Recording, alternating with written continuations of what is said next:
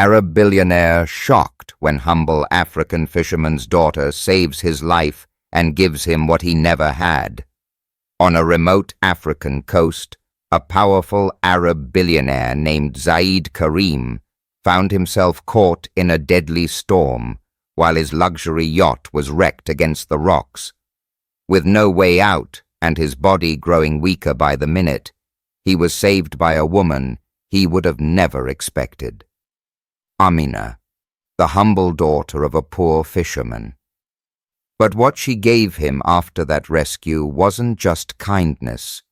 It was something he thought he could never have in his life. Before we dive into this emotional and life-changing story, make sure to subscribe to the channel, like this video, and turn on notifications. This helps us bring more inspiring stories like this to you. Are you ready to discover how a woman with nothing gave a billionaire everything he was missing? Stay with us and witness a shocking ending you'll never forget. The horizon had turned dark far too quickly. Zaid Karim, the influential Arab billionaire known for his unstoppable business empire and equally extravagant lifestyle, stood at the deck of his luxury yacht, the Desert Mirage, as towering waves battered the vessel.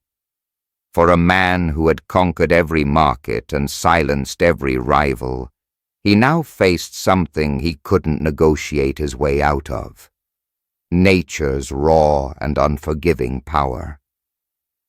Rain poured in heavy sheets, blinding his vision. His captain had warned against sailing into this part of the African coastline, but Zaid, driven by a restless heart and the constant search for meaning, insisted.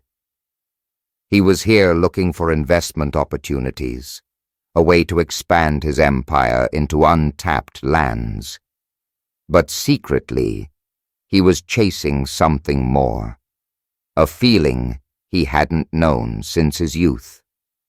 Peace, purpose, and maybe, just maybe, hope. But as the yacht slammed violently against unseen rocks beneath the surface, the reality hit hard. The Desert Mirage was going down. "Abandon ship!" the captain's voice echoed, but Zaid struggled to move. His left leg had been injured when he was thrown against the railing moments before. Blood mixed with the rain as he crawled toward the life raft, but before he could reach it, a massive wave swept over the deck, dragging him into the icy, merciless sea. The current was strong. His head plunged beneath the surface over and over again. Panic clawed at his chest, and the same thought kept repeating in his mind. This is it. This is how it ends. But then, through the chaos, a faint voice called out. His vision blurred, barely making out a figure wading into the raging waters. Small hands grabbed hold of his arm, her strength unbelievable for her size. He felt himself being pulled to shore, inch by inch, until his back pressed against cold, wet sand. Zaid gasped for air, coughing out seawater as his eyes adjusted to the dim light of dawn. Standing above him, soaked to the bone and trembling from the cold, was a young African woman. Her dark skin glowed softly under the breaking light of day, her deep brown eyes filled with concern. She wore a simple, faded dress, torn at the edges, and a beaded necklace that looked handmade. "You saved me?" His voice was hoarse, barely audible. She nodded. "My name is Amina," she said gently, her accent smooth and melodic. "You're lucky the sea gave you back." Weak and unable to stand, Zaid passed out again, the image of her eyes the last thing he saw. He woke up later inside a small wooden hut. The scent of herbs filled the air. His injured leg had been cleaned and wrapped with care. Outside, he could hear the distant sound of waves and children laughing. Amina sat quietly near the doorway, crushing herbs with practiced hands. She glanced back when she noticed him awake. "You should not move yet," she advised. "Your leg is still bad." Confused and still disoriented, Zaid tried to sit up. "Where am I?" he managed to ask. "This is my village," she replied, placing a cool cloth on his forehead. "My father was a fisherman here before he passed. We don't have much, but you're safe now." Safe. That word echoed in his mind. It had been years since he'd felt anything close to safe. His entire life had been a series of boardrooms, deals, and cold hotel suites. And yet here, in a modest hut with nothing but kindness offered to him, he felt something stir in his chest, a warmth he couldn't explain. "Why did you risk your life for me?" he asked, his voice barely above a whisper. Amina's eyes softened as she smiled faintly. "Because life is precious. Even if it belongs to a man I will never see again." Those words settled deep into his heart. In a world where people calculated every move for personal gain, she had acted purely out of compassion. She didn't even know who he was, and yet she had saved him without hesitation. As his eyes grew heavy again, he wondered, what could a man who has everything ever give to a woman who asks for nothing? But little did he know. What she was about to give him was something his billions could never buy. Zaid Karim lay awake that night on the thin straw mattress inside Amina's modest hut. Outside, the coastal winds whispered through the cracks in the wooden walls, and the faint scent of salt water mingled with the aroma of burning herbs. Sleep refused to come. His mind replayed every moment from the storm, how close he had come to death, and how this woman, with nothing to her name, had pulled him back from the edge. He glanced toward the corner where Amina sat, her back resting against the wall, eyes closed, but clearly not asleep. Despite the harshness of her life, she carried herself with an unshakable calm. She seemed untouched by bitterness, her spirit stronger than anyone he'd ever met in the glass towers of Dubai or the elite circles of Riyadh. "You should rest," she whispered without opening her eyes. "Your body needs it." Zaid's voice cut through the stillness. "Do you always sit up through the night for strangers?" This time, she opened her eyes and met his gaze across the small room. "Only for those who don't know how to ask for help." Her words struck him harder than he cared to admit. For years, Zaid had hidden his own struggles behind layers of luxury. What no one knew, what he had buried deep beneath the surface, was that despite his vast wealth and power, he carried a secret shame. He was sterile. In his world, a man's legacy was everything, and yet he had none. No child to carry his name, no heir to the empire he had built from the ground up. And in the circles he moved, that was a silent mark of failure. He had spent years chasing business victories, trying to fill the void with acquisitions and trophies, but nothing had ever quieted the ache. Now, lying broken in this fragile hut, he couldn't ignore the truth. "Why do you live here alone?" he asked quietly, shifting the conversation away from his own burdens. Amina's expression darkened just slightly, her fingers nervously toying with the beads around her neck. "My father passed last year. The sea took him like it tries to take all of us eventually. My mother died when I was young. Since then, it's just been me and the village." Zaid swallowed hard, his throat tight. "How do you endure this life, with so little?"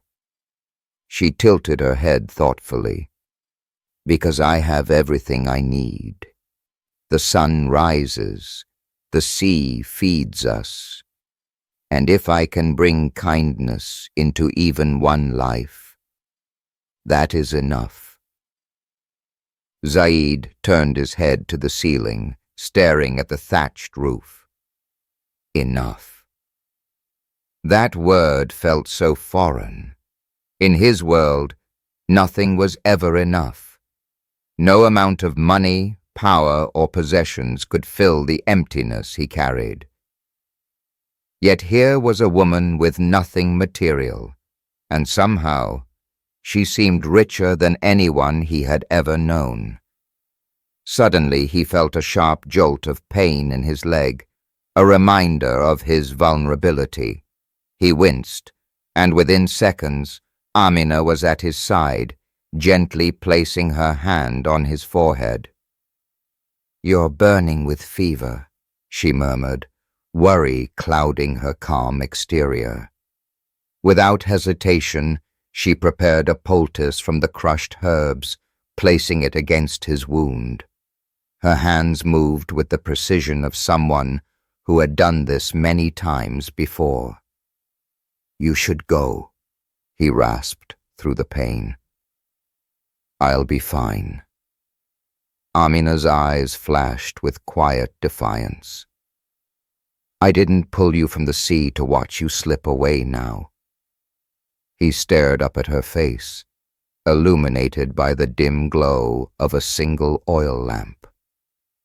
For a brief moment, he allowed himself to wonder what his life would have been like if he had met someone like her years ago, before his heart had hardened, before his life became nothing more than a series of empty victories. As the night deepened and the fever raged, he felt her hand gently holding his. The contact was innocent, yet it felt more intimate than anything he'd experienced in a lifetime of hollow relationships. And in that moment, something shifted inside him. He didn't know what the morning would bring, but for the first time in years, he wasn't afraid of what came next. Morning arrived quietly, with the first soft rays of sunlight slipping through the cracks in the hut's fragile walls. Outside, the village was already alive with gentle activity. the rhythmic splash of nets being cast into the water, children's laughter echoing faintly along the shoreline, and the soothing hum of life continuing despite hardship. Zaid's eyes fluttered open. His head felt clearer, though his body remained weak. As his vision adjusted, he saw Amina crouched near the doorway, preparing something over a small fire.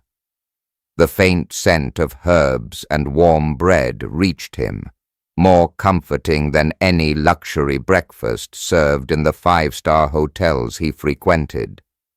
When she noticed he was awake, she stood and approached him with a small wooden bowl in her hands. "Drink this," she instructed gently. "It will help with the fever." He took the bowl, his fingers brushing against hers. There was a strange comfort in that touch, a sincerity he hadn't felt in years.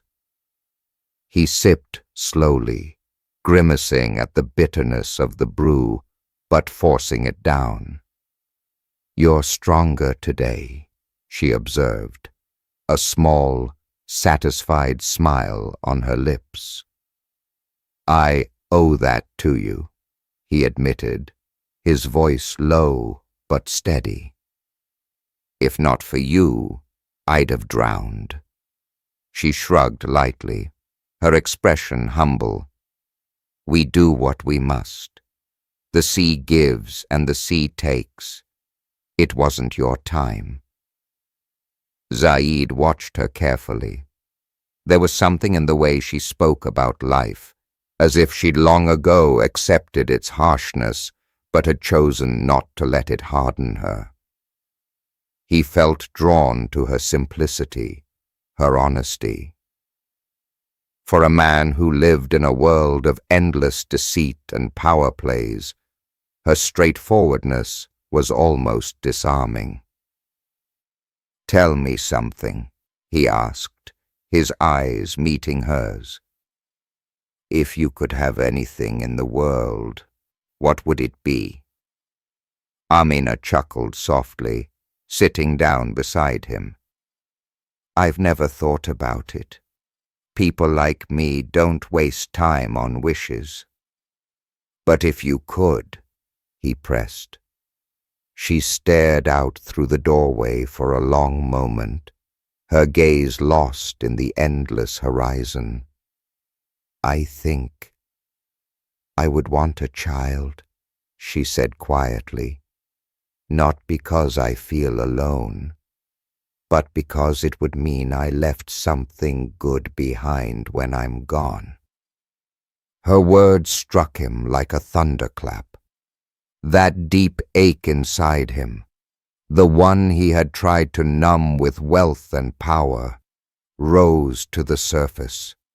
He had spent years hiding his greatest shame, the medical truth that he couldn't have children. The legacy he'd built felt hollow, knowing it would all vanish when he was gone. "How do you accept that you might never have that?"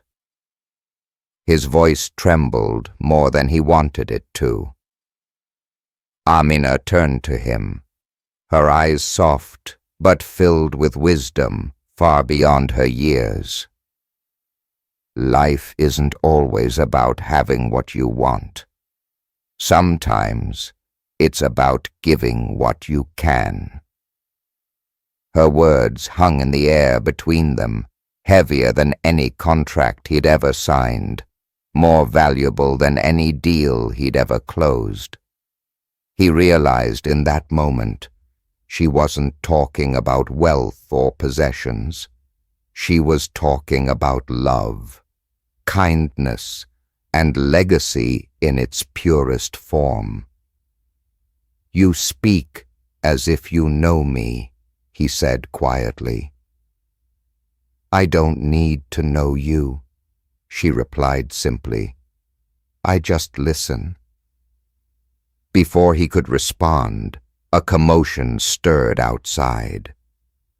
A group of villagers gathered near the beach, their voices low and anxious. Amina rose quickly, glancing toward the door.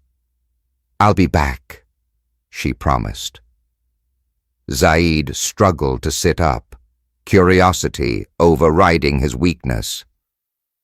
From where he lay, he could see the silhouette of a man approaching the village from the shore. He was dressed in a dark, expensive suit, completely out of place in this humble world. And he was looking for someone. Minutes later, Amina returned, her face unreadable. "There's a man here asking about a missing billionaire. He says the Coast Guards are searching for a man named Zaid Karim. That's you, isn't it?" Zaid closed his eyes and exhaled deeply. The life he'd left behind had found him. "Will you go with him?" she asked softly. He looked at her, truly looked at her, and for the first time in his life, he didn't know the answer to that question. Zaid sat in stunned silence, the question hanging between them like a wall neither could climb. The weight of his old life pressed against the fragile simplicity of this new reality. He wasn't just a man stranded on a remote coast anymore. He was a billionaire found, and with that came responsibilities he wasn't sure he wanted to face. Amina stood near the door, her hands clasped in front of her, her expression unreadable. Her calm demeanor masked whatever emotions stirred beneath the surface. Zaid could see it in her eyes. She already knew his answer, and that knowledge, for reasons he couldn't fully understand, felt heavier than all the business decisions he had ever made. "I should," he started, his voice low and uncertain. "I should return to my life." "Of course," Amina said softly, nodding without looking at him. "Your world is waiting." But was it really his world? Zaid clenched his jaw. In that towering skyline of success, he had no one waiting at his door, no warmth greeting him when he returned home. All he had were boardrooms filled with people who only cared about what he could provide.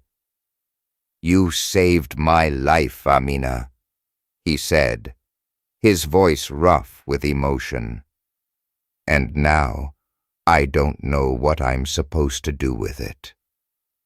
Her eyes lifted to meet his, and for a moment the room felt impossibly small, the distance between them vast despite being just steps apart. "Live it," she answered simply. "But this time, live it for something that matters."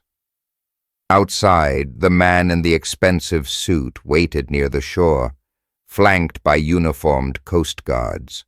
His sleek black shoes stood awkwardly in the sand, a symbol of everything Zaid was expected to return to. Struggling to his feet, Zaid winced at the sharp pain in his leg. Amina rushed forward to steady him, her hands gentle but firm. For a moment their faces were close, too close. He could smell the faint scent of the sea on her skin, the warmth of her breath mixing with his. "Promise me something," he whispered, his eyes locked on hers.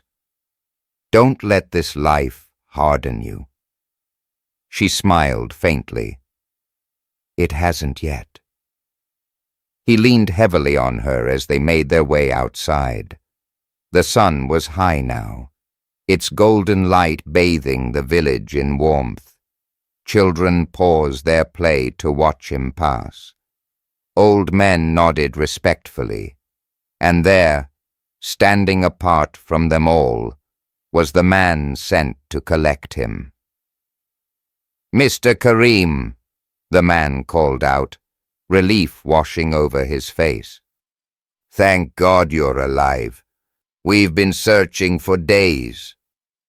Zaid nodded stiffly. "It seems life had its own plans." The man motioned toward a waiting vehicle just beyond the dunes, sleek and out of place against the rough landscape. As Zaid took a hesitant step toward it, he turned back to Amina one last time. "Will I see you again?" he asked, his voice barely above the wind. Amina tilted her head, her smile soft but resolute. "That depends," she said. "Are you planning to get lost again?" A reluctant laugh escaped his lips, despite the ache in his chest. And with that, he turned and limped toward the car, each step feeling heavier than the last. As the engine roared to life and the vehicle disappeared over the horizon, Amina stood on the beach, her eyes following it until it was nothing but a memory against the endless sky. But what Zaid didn't know, what Amina hadn't told him, was that life had already set something extraordinary in motion, something born from kindness, something neither of them could have predicted. And far from the glittering cities and boardrooms, a new chapter of their story was quietly beginning. Months had passed since Zaid Karim's feet had last touched the warm sands of that remote African village. But not a single day had gone by without him thinking about Amina. Back in his world of gleaming skyscrapers and endless luxury, nothing felt the same. His business empire was thriving more than ever, yet his heart remained restless. He had tried to bury himself in work, attending high-profile meetings and closing multi-million-dollar deals. But every time he stepped into his penthouse, the silence was deafening. The laughter of children, the humble warmth of Amina's hut, her words, "Live it for something that matters," echoed through the emptiness. Late one night, as a storm lashed against the towering windows of his office, Zaid sat alone, staring out at the rain-slicked city. His reflection in the glass looked hollow, almost unrecognizable. That's when his assistant, Karim, a man who had loyally served him for years, entered quietly, holding an envelope. "This came for you, sir. No return address," Karim said, his expression strangely hesitant. Zaid frowned and took the envelope. The paper was rough, the handwriting unfamiliar and uneven. Inside was a simple letter and a single photograph. His breath caught in his throat as he unfolded it. The letter was short. "You left more behind than you realized. Amina." With trembling hands, he turned the photograph over. His heart nearly stopped. There, in the center of the picture, was Amina, and beside her, a small child. A little boy with Zaid's eyes, those same piercing hazel eyes that stared back at him every morning in the mirror.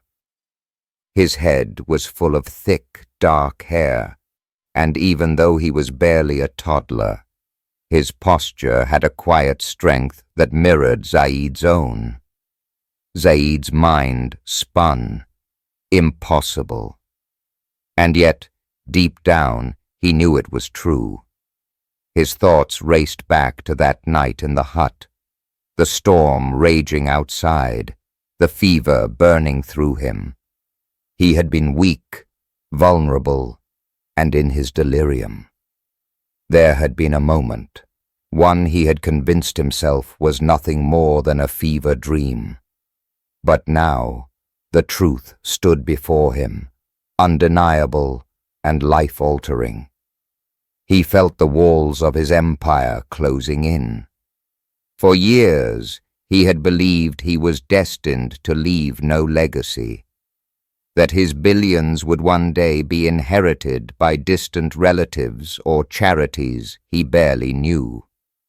But here, in the most unexpected place, his bloodline had continued. A part of him lived on, not through power or wealth, but through something pure and miraculous. Without hesitation, Zaid stood and grabbed his coat.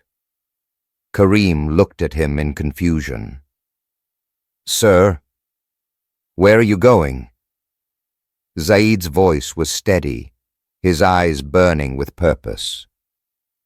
"I'm going home." 3 days later, under the blinding African sun, Zaid stood once again on that familiar shore. His heart pounded as his eyes scanned the village. Children ran barefoot across the sand, their laughter filling the air. And then he saw her. Amina stood near the water's edge, holding the boy in her arms. She hadn't changed, still wearing that same beaded necklace, her hair tied back simply, her dress fluttering gently in the breeze.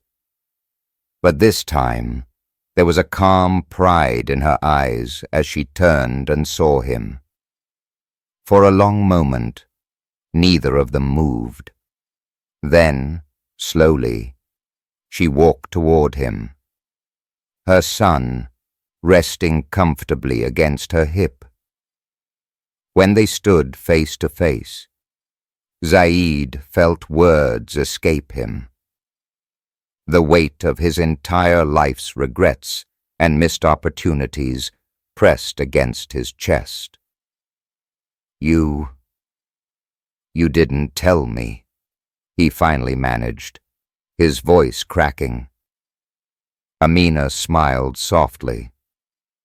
"You had to find your way back on your own." He glanced down at the child, who stared back at him with wide, curious eyes. A tear escaped down Zaid's cheek before he could stop it. "What's his name?" Zaid asked, his voice trembling. Amina looked down at the boy, and then back up at him. "Najib. It means the Noble One." Zaid dropped to his knees in the sand, his hands shaking as he reached out. The boy didn't hesitate. With childlike innocence, he wrapped his small arms around Zaid's neck, and in that moment, everything changed. For the first time in his life, Zaid felt truly complete. Zaid spent the next weeks in the village, learning a life he'd never known.